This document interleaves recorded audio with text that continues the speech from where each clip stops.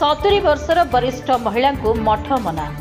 चांदबालीर घंटेश्वर अंचल षंढगुड़ा ग्रामर जनैक 70 वर्षीय महिला जी बंचापी संघर्ष करी घर घर बुली कामधंदा करी निज पेट पोषुवा बेले तांकठारु काम छड़ाई नहीं किछि न्यस्त स्वार्थ लोक।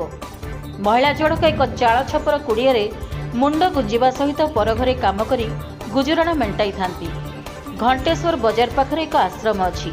एही महिला जड़क घंटेश्वर फांडी रे काम करुवा बेले वर्षा दिने बा राति होई गेले निज घर को फेरी पारंती नहीं, तेणु ही आश्रम रे आश्रय नियंती। एही आश्रम रे आश्रय नेबा सहित आश्रमर सफासुतरा अन्य काम मध्य करिथांती। हठात मठर जड़े सभ्य तांकु सेठाकु जिबाकु मना कले। महिला जनक तांकु बहुत काकुति मिनती कले भी से सुनिले नहीं।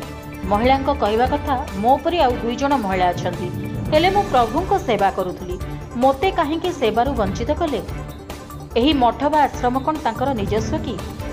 आसंतु सुनिबा से कोन कहउचंती। से अखय जे अखय से उते आनी के उते बेसा स्त्री लोग रखिथि आ मते से कहले तू पळा तू आ मठु आसीबु कोन पय अखय कहलु तू आ मु कोन तोर परिचय मते कहबु आ सतटा तू मु जाई परिबि आ से जो रमेश कर से माइकिनाटा को आनी राति अधजा सेठी पसिक रहउची आ भारू नै मते सेइत पय रमेश कर कहला तू पळा आ मठु को आसीबु नै ताने मु गुटा असहाय लोक मु रहितुनी तू कहने आश्रम दुखी रंगी लोक रहती ना बड़ लोक रहती कहले दुखी रंगी लोकों कौन आम आश्रम बागई आ तमें नमस्कार जय जगन्नाथ आ तमें से आश्रम कथा टे विचार करेंगे आ धान ध्यान किसी देवे से मठ पूरा बेकारिया मठ सेटा हूँ ये कर सब ये रासलीला सेठी आ मत रखिले ना से मु बड़ हैरान मु बड़ दुखित